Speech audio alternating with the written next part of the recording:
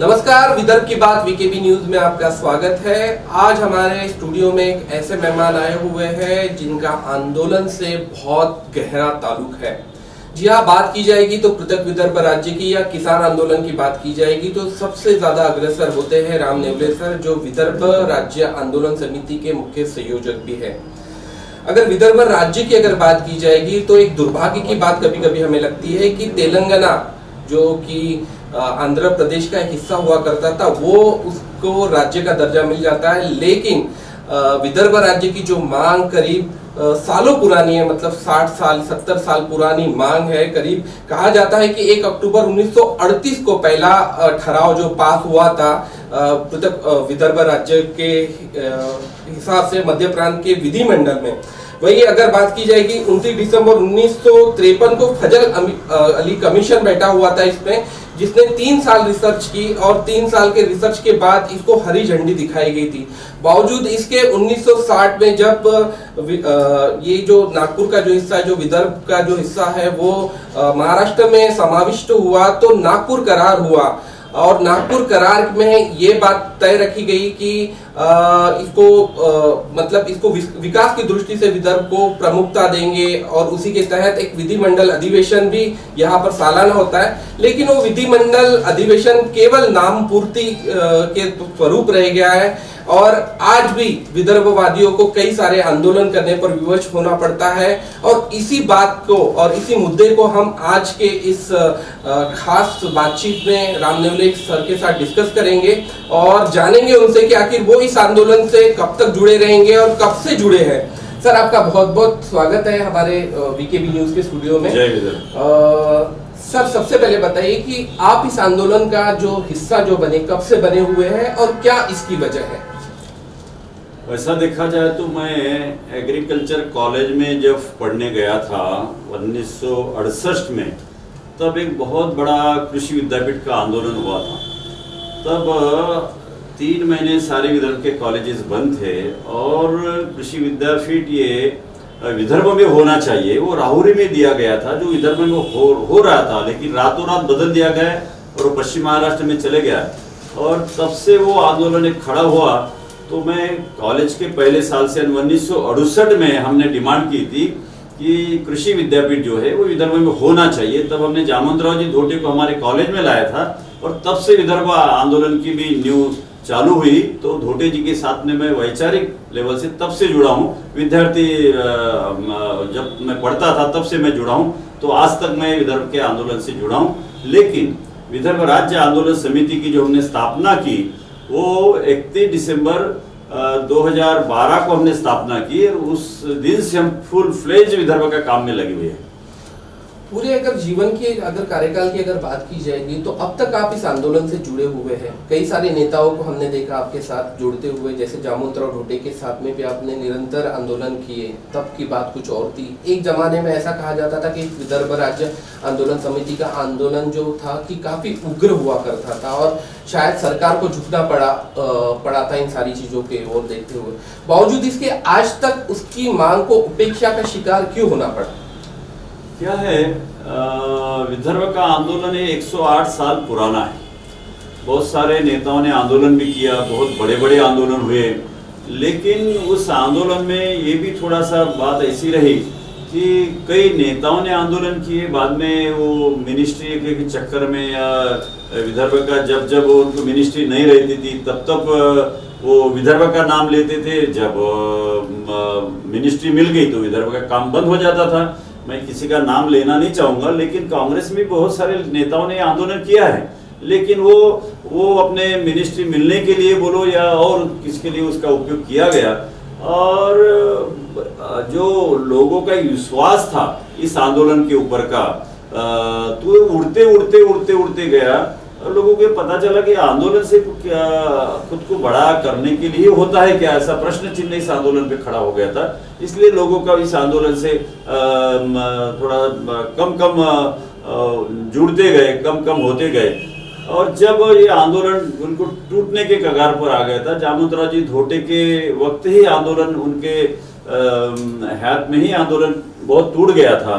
इसलिए फिर हमने ये देखा कि आंदोलन टूट रहा है और हमें विदर्भ तो चाहिए, इसलिए हमने 31 दिसंबर 2020 को हमने 2012 को हमने एक मीटिंग लिया, 10 लोगों की मीटिंग ली, जिसमें वामनराव चटप थे, डॉक्टर श्रीनिवास खानेवाले थे, प्रवीण कुमार चक्रवर्ती थे, ऐसे 10 लोग विदर्भवादी हम बैठे और हमने एक इस विदर्भ राज्य आंदोलन समिति की नींव रखी।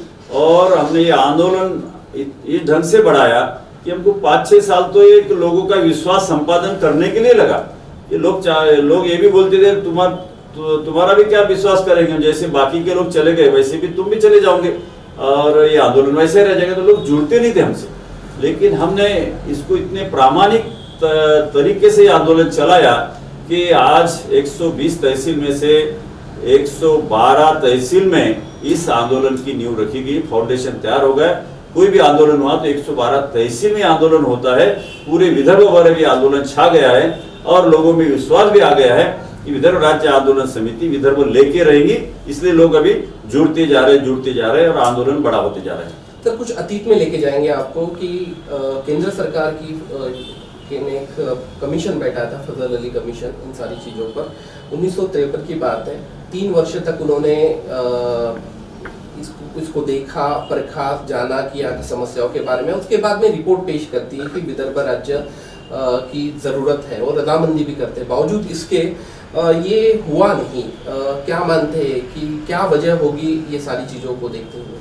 मैं और इसके थोड़ा पीछे आपको ले जाना चाहता हूँ कि आज़ादी के पहले 1947 के पहले जो कांग्रेस पक्ष था, तो पहला कांग्रेस पक्ष का पहला ठहराव अधिवेशन में 1896 में हुआ था। 1896 में पहला ठहराव हुआ। उसके बाद में 5 जो बड़े बड़े अधिवेशन हुए कांग्रेस पार्टी के, जैसा कलकत्ता में हुआ, बनारस में हुआ, नागपुर में कांग्रेस नगर में हुआ था। तो 5 बड़े अधिवेशन में कांग्रेस ने ठहराव लिया था कि विदर्भ अलग होना चाहिए। ये कांग्रेस ने बोला है और ये आजादी के पहले की बात है। उसके बाद में हमें आजादी मिली और आजादी के बाद में पंडित जवाहरलाल नेहरू जी देश के पंतप्रधान बने। पंतप्रधान बनने के बाद में फिर उन्होंने बहुत सारे कमीशन बनाए। तो पहला कमीशन ये जो था अपना डॉक्टर अपना न्यायमूर्ति फजल अली कमीशन, ये बिठाया। तो फजल अली कमीशन ने स्पष्ट निर्णय दिया कि विदर्भ राज्य ये सक्षम राज्य है, ये फीजिबल राज्य है और ये होना चाहिए। विदर्भ की बात उन्होंने स्पष्ट रखी कि विदर्भ राज्य बनना चाहिए। उस वक्त उन्होंने ये भी बोला था कि अगर पश्चिम महाराष्ट्र राज्य अगर बनता है, पश्चिम महाराष्ट्र का राज्य अगर बनता है तो 2 करोड़ के घाटे का राज्य रहेगा। 2 करोड़ का वहां पे घाटा रहेगा उस राज्य को। उसकी जो अर्थनीति के बारे में उन्होंने बोला था। लेकिन विदर्भ अगर बनता है तो 2.5 करोड़ के प्रॉफिट में रहेगा, 2.5 करोड़ में प्लस रहेगा। ये प्लस की बात उन्होंने बोली थी। वैसा ही ये जो बम्बई राज्य अगर बनता है तो 6 करोड़ के फायदे में रहेगा। गुजरात बनता है तो 2 करोड़ के फायदे में रहेगा। 1956 की बात होगी। हाँ, ये 1953 की जब फजल अली कमीशन बैठा था 3 साल के बाद। हाँ, तो 3 साल के बाद उन्होंने जो रिपोर्ट दिया था, तो बहुत सारे लोगों को ये मालूम नहीं, लेकिन मैं बताना चाहता हूँ कि फजल अली कमीशन ने ये भी बोला था कि विदर्भ अलग होना चाहिए।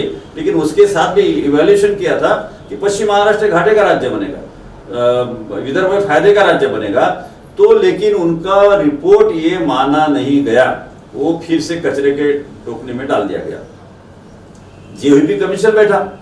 जेवीपी कमीशन ने, जिसमें जवाहरलाल नेहरू जो प्राइम मिनिस्टर थे खुद वो समिति में थे, उसके बाद में वल्लभ भाई पटेल जो गृह मंत्री थे और पट्टाभी सीतारामैया जो कांग्रेस के अध्यक्ष थे, ये 3 लोगों की एक समिति बनी।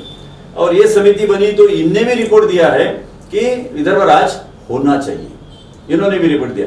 उसके बाद में और बहुत सारी कमीशन बैठे, संगमा का कमीशन बैठा और बहुत सारे बैठे। सारे कमीशन ने, सारे आयोग ने बोला है कि विदर्भ राज्य होना चाहिए। किसी ने ऐसा नहीं बोला है कि नहीं होना चाहिए। अब जेवीपी कमीशन में तो खुद में पंतप्रधान थे जिनके हाथ में विदर्भ देना था, जो गृह मंत्री थे वल्लभ भाई पटेल जिनके हाथ में विदर्भ देना था। इन्हीं के कमीशन ने रिपोर्ट दिया कि विदर्भ देना चाहिए। और जिनके हाथ में रिपोर्ट देना है वो कमीशन में भी है और सत्ता में भी है। फिर क्यों नहीं दिया भाई आपने विदर्भ क्यों नहीं दिया? इसका मतलब यह है कि आपने स्पष्ट विदर्भ के जनता के साथ धोखाधड़ी की है, धोखा दिया है। क्योंकि आपके पास ठहराव है पहले, उसके बाद में आपके कमीशन में बैठे उन्होंने बताया आप सत्ता में हो तो आपने देना चाहिए, लेकिन आज तक इतने दिन तक कांग्रेस का राज रहा, विदर्भ नहीं दिया। सबसे ज्यादा धोखा अगर किसी ने किया है तो कांग्रेस पार्टी ने, कांग्रेस के नेताओं ने विदर्भ के साथ में किया है, नहीं तो कभी का विदर्भ हो जाता था और आज खुशहाल विदर्भ रहता था, लेकिन इन्होंने वो काम नहीं किया, जनता को फंसाया। भारतीय जनता पार्टी पर भी आरोप करना चाहेंगे इन सारी चीजों के, अगर कांग्रेस पर आपने किए तो, क्योंकि कुछ ऐसे संभावित नेता है जिन पर हमेशा आरोप लगाए गए हैं, जैसे खासदार यहाँ की बात की जाएगी सांसद नागपुर के, उन्होंने भी कहीं ना कहीं वादे किए थे, शायद गोविंद वर्मा ने अपने कुछ लेख में वो सारी चीज़ें लिखी थी कि उनको खुद वादे किए गए थे इन सारी चीज़ों को देखते हुए विदर्भ राज्य देंगे अगर हमारी सत्ता। और अगर भुवनेश्वर के इसकी बात की जाएगी उनके अधिवेशन की, तो वहाँ पर भी एक ठहराव पास किया गया था, तो क्या वो भी दोषी नहीं है, आपको ऐसा लगता है? जितना कांग्रेस दोषी है उसके बाद में भाजपा पार्टी भी उतनी दोषी है। जैसा कि कांग्रेस वालों ने विदर्भ हम देंगे ऐसा लोगों को प्रलोभन देके 50-60 साल तक फंसाया गया, और विदर्भ में सबसे ज्यादा आमदार खासदार कांग्रेस के चुन के लाए गए, क्योंकि जनता को भी लगता था कि विदर्भ देने वाले हैं तो चलो अपन इनको वोट दे। तो विदर्भ में 40 से 50 तक आमदार विधायक जो है वो कांग्रेस के आते रहे, और कांग्रेस के विदर्भ के बलबूते पे ही कांग्रेस महाराष्ट्र पर सत्ता में बैठी इतने साल तक। और वैसे खासदार भी आते रहे, आप पुराना हिस्ट्री देखिए तो सब कांग्रेस ही था। लेकिन ये जब भाजपा वालों ने जाना कि विदर्भ के बात करने से या विदर्भ के जनता को प्रलोभन देने से इनके इतने आमदार खासदार आ रहे, तो क्यों ना हम भी विदर्भ की बात करें। और उन्होंने 1997 में भुवनेश्वर में ठहराव लिया, बीजेपी ने, जो बनवारी लाल जी पुरोहित विदर्भवादी थे जो आज राज्यपाल है, उन्होंने वो ठहराव वहां पे रखा था, और बीजेपी ने बोला कि हम विदर्भ देंगे, ठहराव पास किया गया। उसके बाद में बीजेपी की सत्ता आई, अटल बिहारी वाजपेयी जो है वो पंतप्रधान बने। पंतप्रधान बनने के बाद में आपने देखा होगा छत्तीसगढ़ बना, उत्तरांचल बना, झारखंड बना, 3 राज्य बने। उसी वक्त भी विदर्भ का नाम था, वो बनाने वाले थे, लेकिन बात ऐसी हुई कि उस वक्त भी शिवसेना उनके सत्ता में थी, उनके साथ में थी, और अटल जी का जो पंतप्रधान थे तो बहुत चंद खासदारों का फर्क था, इसलिए बाला साहब ठाकरे ने उस वक्त इनको बोला था कि खबरदार अटल बिहारी वाजपेयी जी, आपको विदर्भ देना नहीं है, नहीं तो हम आपका सपोर्ट निकाल लेंगे। अब इसलिए उन्होंने देखा कि खुर्ची महत्व की है, शिवसेना अड़ंगा डालती थी, और शिवसेना के वजह से उस वक्त भी विदर्भ नहीं हुआ, तो नहीं उस वक्त भी विदर्भ होना था। लेकिन मैं और आगे जाके बात करूंगा आपसे कि विदर्भ का तो बहुत पुराना आंदोलन है, सबसे बड़ा आंदोलन है। झारखंड का कोई आंदोलन नहीं था, छत्तीसगढ़ की कोई डिमांड नहीं थी, उत्तरांचल की भी कोई बड़ी डिमांड नहीं थी, लेकिन ये राजकीय दृष्टि से फायदा होना चाहिए इसीलिए दिए गए। ऐसा बीजेपी का बिहार में सरकार नहीं बनता तो बिहार में से झारखंड अलग निकाल दो तो शायद यहाँ पे हमारा सरकार बन जाएगा, इसलिए झारखंड बना गया। एमपी में से कांग्रेस की राज रहता है हरदम कांग्रेस का, तो यहाँ से छत्तीसगढ़ अलग निकाल दो तो यहाँ पे अपना राज आ जाएगा। उत्तर प्रदेश बहुत बड़ा है, हरदम कांग्रेस की सीट चुन के आती है, इसको यहाँ से उत्तरांचल बना दो तो अपना राज आएगा। तो अटल जी ने भी लोगों के खुशहाली के लिए, विकास के लिए छोटे राज्य नहीं बनाए, तो उन्होंने खुद की खुर्ची बनाने के लिए छोटे राज्य बनाए गए, राजनीतिक स्वार्थ के लिए। अरे अपना खुद का ये राजनीतिक स्वार्थ है इन लोगों का, इसलिए उन्होंने ऐसा किया। और फिर उस वक्त भी इधर के ऊपर बहुत बड़ा अन्याय भाजपा पार्टी ने किया है। उसके बाद में फिर हमने देखा कि 2014 के चुनाव आए, चुनाव में देवेंद्र फडणवीस तो बिल्कुल सबसे आगे थे विदर्भ के लिए, आप हमें वोट दो, हम तुम्हें विदर्भ देंगे, ऐसी बात करते थे। पूरे आमगांव से खामगांव तो यात्रा निकली थी, और हमारे जो सांसद आज है, जो बीजेपी के नेता, इन्होंने तो लिख के दिया था क्या हम आपको सरकार आने के बाद में विदर्भ देंगे। इसलिए इतना बड़ा उनका कैंपेन चला था उस वक्त 2014 में कि सारे विदर्भ के लोगों ने, क्योंकि विदर्भ की जनता को विदर्भ चाहिए था, विश्वास हो गया था कि अभी चलो ये इन्होंने नहीं दिया तो ये देंगे, तो इसलिए 44 विधायक चुन के दिए विदर्भ से। जितने विधायक कांग्रेस के आते थे उतने विधायक यहाँ से बीजेपी के आए, सांसद भी आए, और फिर से शिवसेना के साथ में सत्ता में आ गए। शिवसेना फिर अपने उद्धव ठाकरे जी ने बोला कि विदर्भ नहीं देना है आपको, विदर्भ दिया तो हम सरकार गिरा देंगे, हम तुम्हारे साथ में नहीं रहेंगे। तो इतनी कुछ बात करने वाले विदर्भ के लिए मैं विदर्भ जब तक मिलता नहीं तब तक मैं शादी नहीं करूंगा, ये बोलने वाले देवेंद्र फडणवीस जी, उन्होंने 44 आमदार विधायक चुन के आने के बाद में महाराष्ट्र सत्ता में बैठने के बाद में भी विदर्भ नहीं दिया, क्योंकि फिर से उनको खुर्ची का महत्व आ गया। खुर्ची चाहिए थी, पूरे महाराष्ट्र में राज करना था, सारी सौगंध सारी शपथ वगैरह कहाँ गई पता नहीं चला। फिर से खुर्ची के स्वार्थ के लिए, खुद के बीजेपी के स्वार्थ के लिए उन्होंने विदर्भ के जनता के साथ धोखा किया और विदर्भ नहीं दिया। इसलिए 2019 के चुनाव में वो 5 साल तक जो मौन रहे, तो विदर्भ के जनता ने उनको सबक सिखाया, 15 आमदार कम किए, 29 ही आमदार रहे, इसलिए फिर से उनकी सत्ता नहीं आई। जनता ने सबक सिखाया और मैं आज भी दावे के साथ कहता हूं कि विदर्भ देना ये किसी राज्य के हाथ में नहीं है, उसमें सिफारिश की या ठहराव किया नहीं किया विधानसभा का कुछ फर्क नहीं गिरता। ये मोदी जी के हाथ में, जो प्राइम मिनिस्टर है, लोकसभा के हाथ में। मोदी जी ने अगर चाहे तो आज भी विदर्भ दे सकते हैं, क्योंकि एक लोकसभा में ठहराव करना है, ठहराव करने के बाद में मंत्रिमंडल में निर्णय लिया, लोकसभा में ठहराव किया, राष्ट्रपति को भेजा कि ये एक 2 टूक चिट्ठी लिखी महाराष्ट्र सरकार को कि हमने विदर्भ अलग कर दिया है। ये अगर सिंपल इतना भी भेज दिया तो विदर्भ अलग हो जाता है। आज नागपुर में यहाँ पे मंत्रालय है, सचिवालय है, आमदार निवास है, सारा इंफ्रास्ट्रक्चर खड़ा है, कुछ करने की जरूरत नहीं। जब तेलंगाना अलग हुआ था तो उस वक्त 40,000 करोड़ उनको देना पड़ा था अमरावती की राजधानी के लिए। यहाँ तो कुछ जरूरत नहीं, सिर्फ इच्छा शक्ति चाहिए। लेकिन ये सारे पॉलिटिकल लोगों की, पार्टियों की इच्छा शक्ति नहीं होती है, वो सिर्फ उनकी इच्छा शक्ति खुर्ची में होती है। खुद के स्वार्थ के लिए वो जनता के ऊपर अन्याय करते हैं, जनता को बड़े ढंग से चुनाव में समझाते हैं और बाद में उनका विश्वासघात करते हैं। यही सबसे बड़ी चीज है, इसलिए विदर्भ नहीं होने रहा है। सर, विदर्भवादियों को भी नहीं लगता है कि जन आंदोलन की भूमिका शायद बदलनी पड़ेगी? बदस्तूर जिस तरह से वर्तमान में हालात है किसान आंदोलन को लेकर, किसानों ने इस केंद्र सरकार को कहीं न कहीं हिला के रख दिया है, जिस तरह से दिल्ली में आंदोलन किए गए। और कहा जाता है कि जब तक केंद्र सरकार से जो मांग जो है आपको पूरी नहीं करवानी जाती, तब तक दिल्ली में जब तक आंदोलन नहीं होता तब तक आप उसको अमल में नहीं लाया जाता। तो क्या विदर्भवादियों की भी भूमिका जन आंदोलन की ऐसी रहेगी भविष्य में कि वो दिल्ली तक पहुंचेंगे और वहां पर एक बड़ा आंदोलन करेंगे?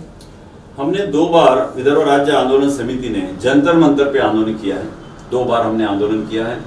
वहाँ पे 2-2 हजार लोग जाके हम बैठे हैं। वहाँ पे 1 दिन का धरना आंदोलन किया है।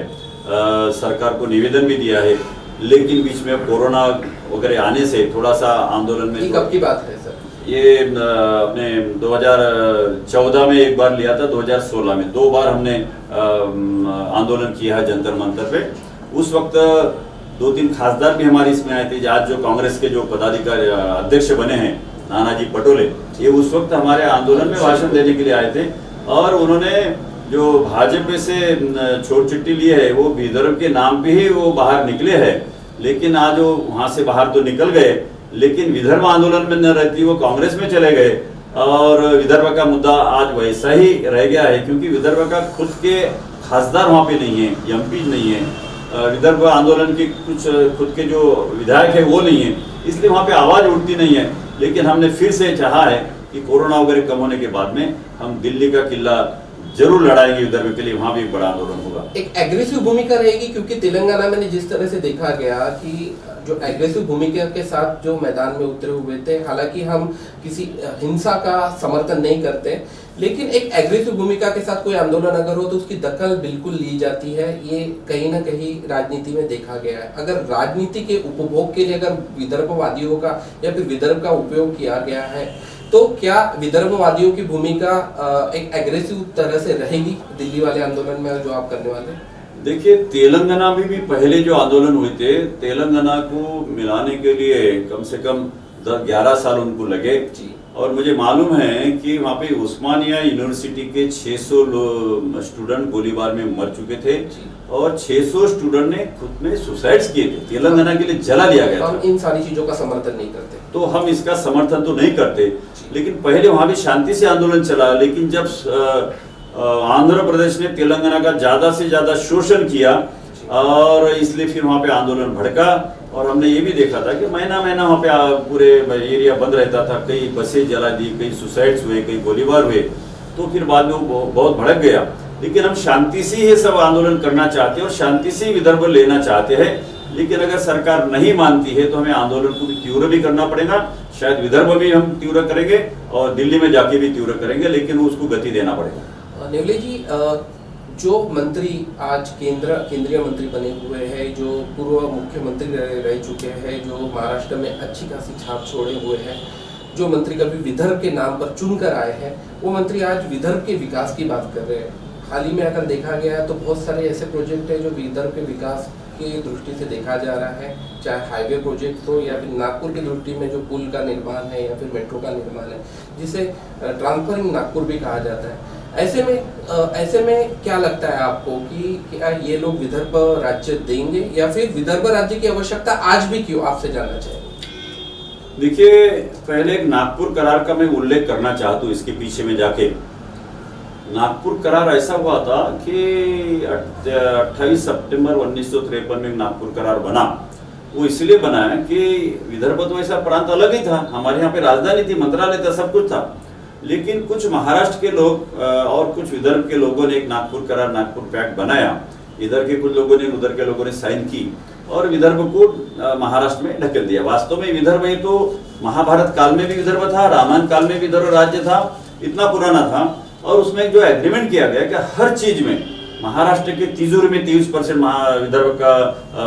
विदर्भ को पैसा दिया जाएगा, नौकरियों में दिया जाएगा, तंत्र निकेतन स्कूल का अगर ये है टेक्नोलॉजी स्कूल है उसमें भी एडमिशन लेगा, मंत्रिमंडल में 23% रहेंगे, महामंडल में 23% रहेंगे। यहाँ पे 1 महीना अधिवेशन चलेगा नागपुर के इस विधानसभा में। तो ये बहुत सारे और जितने भी हेड ऑफिसेस है, जितने डिपार्टमेंट के, वो नागपुर में लाए जाएंगे। तो इसमें से 11 कलम थे तो एक भी कलम उन्होंने पूरा नहीं किया। 4 लाख नौकरियां हमारी लेके भाग गए। जो हमारा अधिकार था नागपुर करार का 23% का, वो 4 लाख नौकरियां लेके भाग गए। सिर्फ 8% नौकरियां दी गई। एमपीएससी के बाद में जो एक बड़ी नौकरियां मिलती है, पुलिस इंस्पेक्टर बोलो, तहसीलदार बोलो, एसडीओ, यहाँ भी 23% देने का वादा किया, लेकिन 2% दी गई। उसके बाद में 75,000 करोड़ रुपए हमारे इरिगेशन के लेके भाग गए, 50,000 करोड़ रुपए हमारे रास्ते के लेके भाग गए।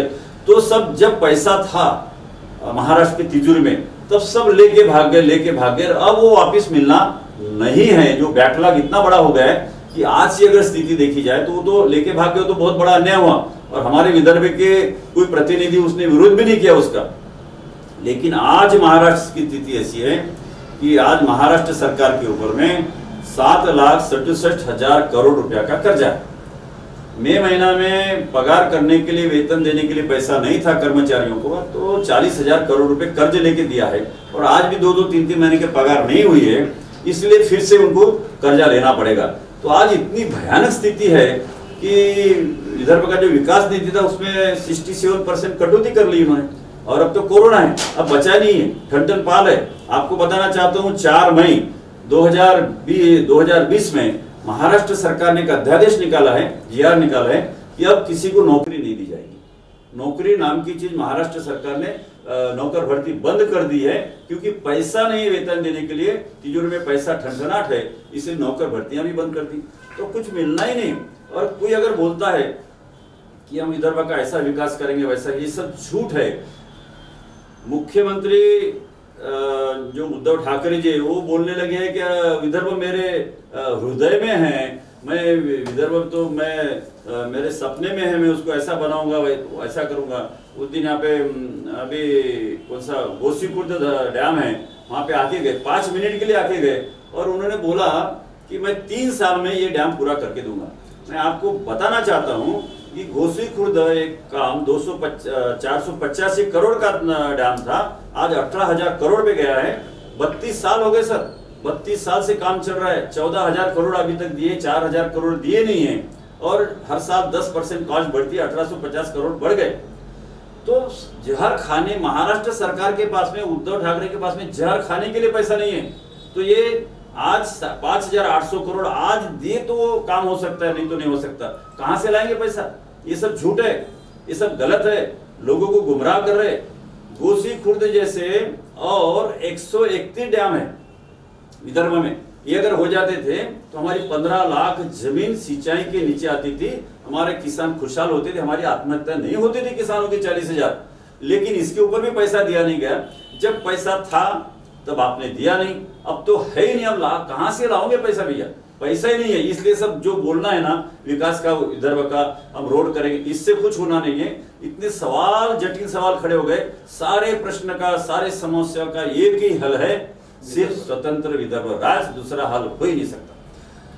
आज तक कई आंदोलन देखे जिसमें जामवंतराव ठोटे, उमेश बाबू चौबे जैसे जो आपके सेनानी थे, शायद अभी नहीं है इस हमारे इस आंदोलन में आपके साथ जुड़े हुए। हमने कई दफा आपको विदर्भ राज्य आंदोलन का जो मुद्दा है इनके साथ उठाते हुए देखा है। लेकिन दुर्भाग्य ये भी लगता है कि सर कुछ लोग हैं आज भी जो विदर्भ राज्य का जो चेहरा मानते थे हम, उन लोगों ने कहीं ना कहीं आपकी साथ छोड़ दी है।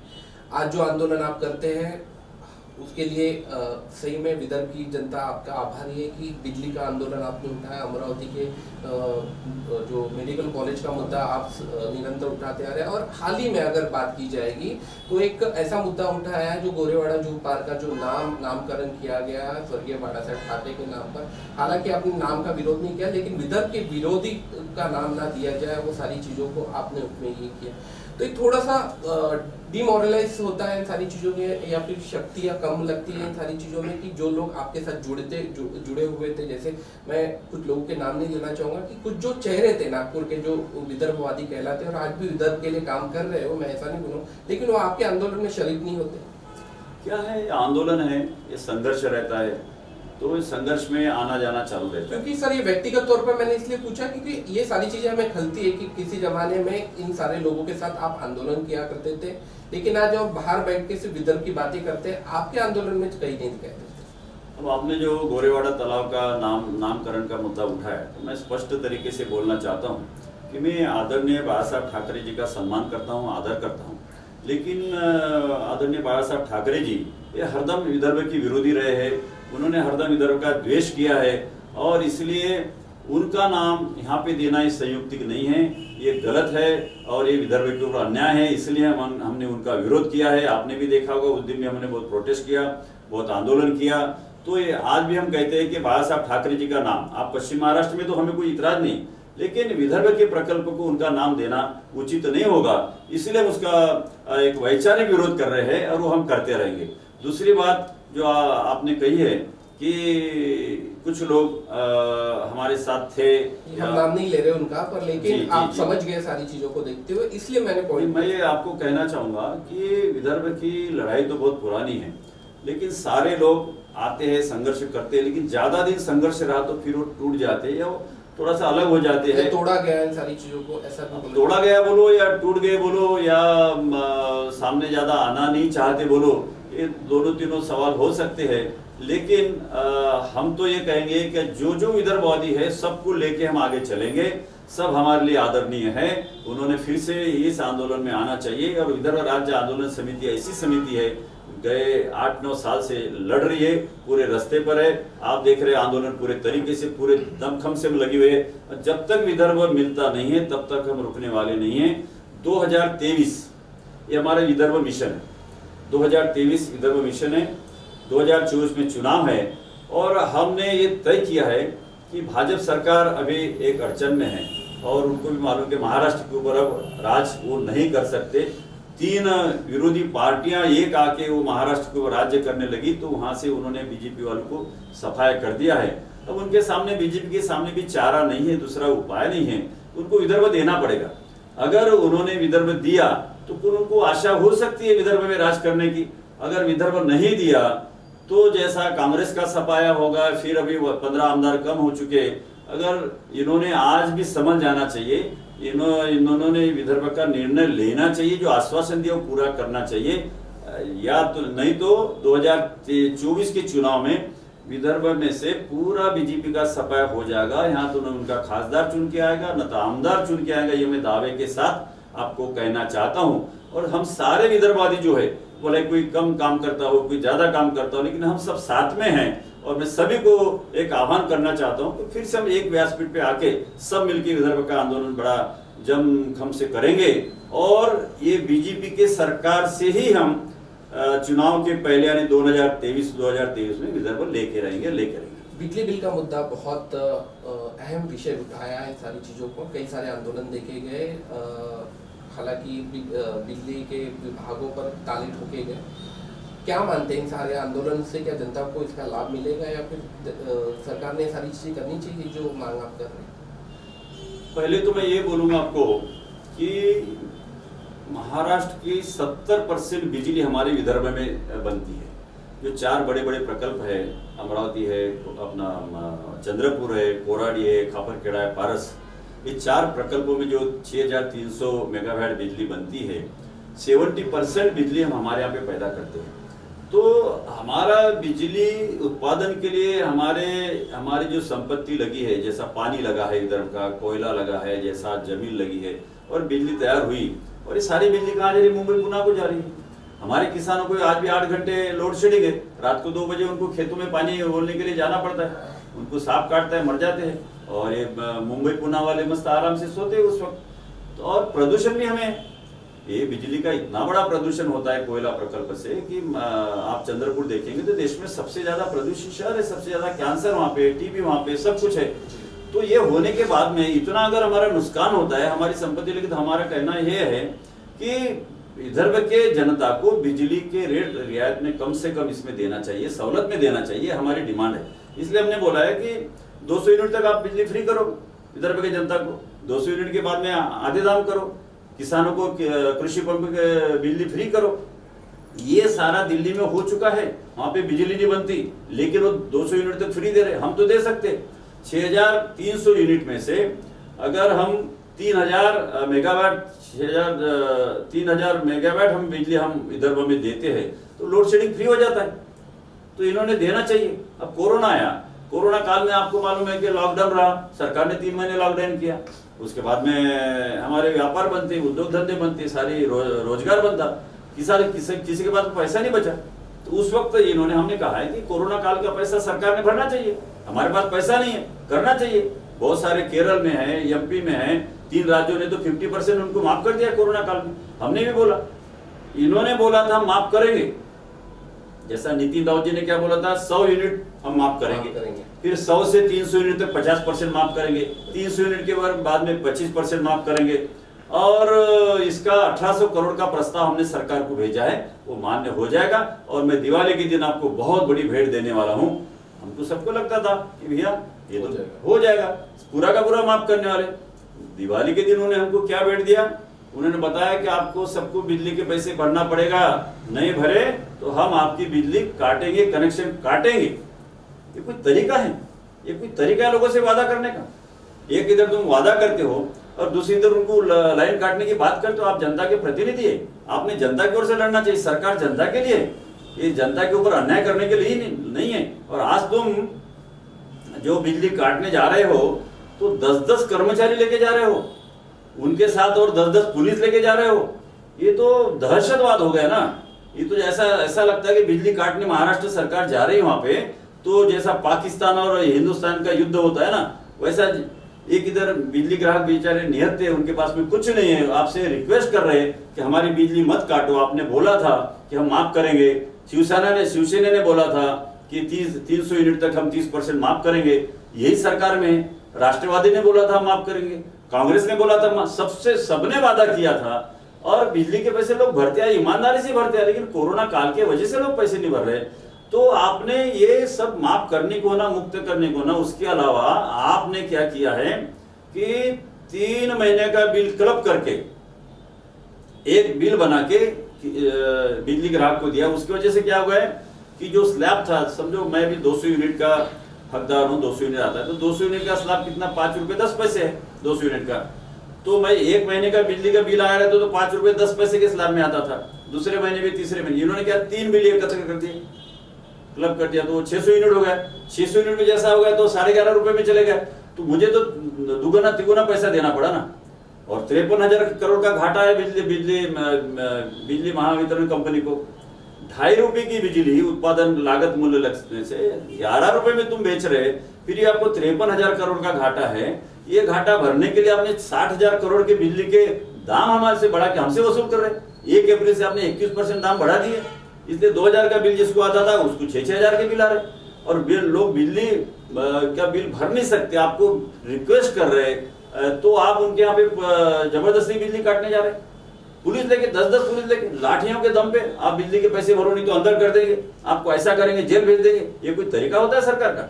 ये सब तरीका नहीं, दहशतवाद है। तो जैसा हथियारे लोग बंदूक लेके जाते हैं, निहत्थे लोगों को मारते, वैसा ही महाराष्ट्र सरकार का दहशतवाद है कि ये निहत्थे लोगों के ऊपर अत्याचार कर अन्याय का जबरदस्ती बिजली काट रहे। इसलिए हमने भी बोला है कि सारे बिजली ग्राहक ने एक होना चाहिए, बिजली काटने मत दो। हम भी अपने खुद का बचाव करने का हमको अधिकार इस संविधान ने दिया है, और ये भी हम करने जा रहे हैं। बिजली काटी तो जोड़ दो, और किसी को जरूरत गिरी तो विदर्भ राज्य आंदोलन समिति बिजली जोड़ने के लिए तैयार है, हमें बोलो, हम उसकी आके बिजली जोड़ देंगे, ये भी हमने बोला है। तो इस सरकार ने अन्याय न करते हुए जनता के बाजू में खड़ा रहना चाहिए, लेकिन अभी उल्टा काम हो गया है।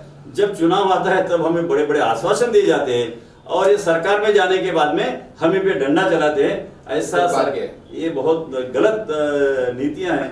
अब बिजली ग्राहक भी चुनाव आएगा तो उनको बताएंगे अपना हाथ बताने का। सर, अंत में जाते जाते आंदोलन की कई सारी आपकी कड़ियां हमने देखी है, कई सारे आंदोलन देखे हैं। इन सारी चीज़ों में एक चीज़ हमेशा हमें खलती है कि युवाओं की कमी। हालांकि कुछ युवा निरंतर आपके साथ जुड़े हुए हैं, जिसमें मुकेश माथुरकर और अन्य जो भी दिखाई देते हैं आंदोलन में, वो काफ़ी उनकी एग्रेसिव भूमिका दिखती है और हमेशा वो आंदोलन में दिखाई देते हैं। तो विदर्भ के युवाओं से क्या अपील करना चाहेंगे इन सारी चीज़ों को देखते हुए, क्योंकि आखिरकार उनके भविष्य के लिए आप आंदोलन कर रहे हैं? क्या है, सच्ची तो विदर्भ का आंदोलन ही युवा के भविष्य के लिए है, क्योंकि महाराष्ट्र राज्य में रहने के बाद में हम नौकरियां नहीं मिलनी, लेकिन विदर्भ अगर अलग होता है तो विदर्भ अलग हुआ तो नागपुर में राजधानी होगी, मंत्रालय होगा, सचिवालय होगा, और हमारे 11 जिले जो है उसके 30 जिले होंगे। हमारी जो 120 तहसील है उसकी 350 तहसील हो सकती है, जो तेलंगाना में हो चुकी है, और बहुत बड़ी नौकरियां तैयार होंगी। तो सरकार विदर्भ अलग होता है तो 2 से 3 लाख सरकारी नौकरियां हमारे विदर्भ के जवानों को मिल सकती है। और वैसा ही बिजली के दाम अगर कम हो जाते हैं, देश में सबसे कम दाम हमारे होंगे, इसलिए बहुत सारे प्रकल्प आज जो ज्यादा दाम बिजली के इसलिए आते नहीं है हमारे विदर्भ में, तो वो सबसे ज्यादा प्रकल्प आएंगे, कारखाने आएंगे, तो 8 से 10 लाख नौकरियां जो है प्राइवेट नौकरियां, वो भी विदर्भ की जवानों को मिलने वाली है। वैसा जो डैम अभी तक, जो धरण अभी तक खुले हुए नहीं है, 30 साल से पड़े हुए हैं, अब महाराष्ट्र में तो होने वाले नहीं है। अगर विदर्भ अलग होता है तो मैं आपको दावे के साथ कहता हूँ कि विदर्भ अलग होने के बाद देश का सबसे समृद्ध राज्य बनेगा, देश का सबसे श्रीमंत राज्य बनेगा, और जितने भी डैम आज 30 साल से नहीं हुए वो सिर्फ 5 से 7 साल में बन सकते हैं। इतना हमारे पास में पैसा रहने वाला है हमारे तिजोरी में। ये बन गए तो वहां पे भी 15 लाख कृषि रोजगार नया पैदा होगा, यानी खाजगी नौकरियां भी मिलेंगी, कृषि रोजगार भी मिलेगा, सरकारी नौकरियां भी मिलेगी। ये विदर्भ राज्य बनने के बाद ही मिल सकता है। लेकिन हमने देखा कि युवाओं में नैराश इसलिए है कि अब हमको नौकरियां नहीं मिलती है, इसलिए निराश है, और निराश आदमी फिर कई संघर्ष में जाता नहीं है, ये घर को बैठा रहता है या तो नौकरी की तलाश में ही घूमते रहता है। वो निराशावादी जो लोग हैं, अपने युवा लोग, मैं उनको बताना चाहता हूँ कि महाराष्ट्र में रहोगे तो आपको कुछ भी नहीं मिलने वाला है, और आप निराश मत होइए। आप विदर्भ आंदोलन से जुड़िए तो आपको नौकरियां मिलेंगी, खाजगी नौकरियां मिलेंगी, प्राइवेट मिलेंगी, कृषि रोजगार मिलेगा, सरकारी मिलेगी। हम सबका मिलके विकास होगा, गांव-गांव का विकास होगा, हर फैमिली में हर फैमिली का इसका विकास होने वाला है। इसलिए विदर्भ आंदोलन से आप जुड़िए। और अभी मैं आपको बताना चाहता हूँ कि आप बोलते थे कि युवा लोग जुड़ते नहीं, लेकिन अभी ये 2 साल से युवा लोग जुड़ना चालू हो गया है। हम तो 70 साल के युवा है, 70 साल की सारी टीम हमारी युवा की हमारी काम कर रही है। हम तो चाहते कि जो काम करता है वो युवा है, और जो काम नहीं करता युवा नहीं है। तो 70 साल के अभी हमारे पास में आपको बताना चाहता हूँ चक्रवर्ती साहब 80 के है, 82 के। एज इज नॉट मैटर, वैसे वाली बात हो गई। ये मैटर नहीं करता है। अब लोग जुड़ रहे हैं और हमें उम्मीद है कि सारे युवा जुड़ेंगे और जैसा तेलंगाना का आंदोलन चला वैसा ही युवा लोगों को हम आंदोलन सौंपना चाहते हैं। हम ताकत से उनके साथ में हैं, उन्होंने भी ये आंदोलन में आना चाहिए और विदर्भ का झंडा हाथ में लेना चाहिए। यही मैसेज मैं उनको देना चाहूँगा। फिर से एक बार, दिल्ली में आंदोलन करने वाले हैं? जी करेंगे, बिल्कुल दिल्ली में आंदोलन होगा, क्योंकि दिल्ली यही राजधानी ऐसी है कि जहां बड़े बड़े आंदोलन होते हैं उसकी खबर पूरे देश में, पूरे वर्ल्ड में जाती है। और दिल्ली यही केंद्र है जो विदर्भ हमको देने वाला है। इसलिए जरा कोरोना वगैरह कम होने के बाद में हम दिल्ली पे भी चढ़ाई करने वाले हैं, दिल्ली पे भी मार्च निकालने वाले हैं। बहुत बहुत शुक्रिया सर, आप हमारे स्टूडियो में आए और हमें इतनी जानकारी दी। तो रामदेवले सर थे जो विदर्भवादी और किसान नेता है, खासतौर पर हमेशा उनकी प्रखर भूमिका होती है विदर्भ राज्य आंदोलन समिति के तहत, जो भी मांग के तहत उन आंदोलन करते हैं उन सारी चीजों में उन्होंने साफ शब्दों में कहा है कि पृथक विदर्भ के लिए उन्होंने अपना पूरा जीवन समर्पित कर लिया है और इसके लिए अभी वो आने वाले दिनों में दिल्ली पर चढ़ाई करने वाले हैं। तो पृथक विदर्भ के इस मुद्दे के बाद आपके साथ फिर मुलाकात होगी कुछ और नए मेहमानों के साथ। तब तक के लिए देखते रहिए वीकेबी न्यूज विदर्भ की बात। नमस्कार। जय विदर्भ।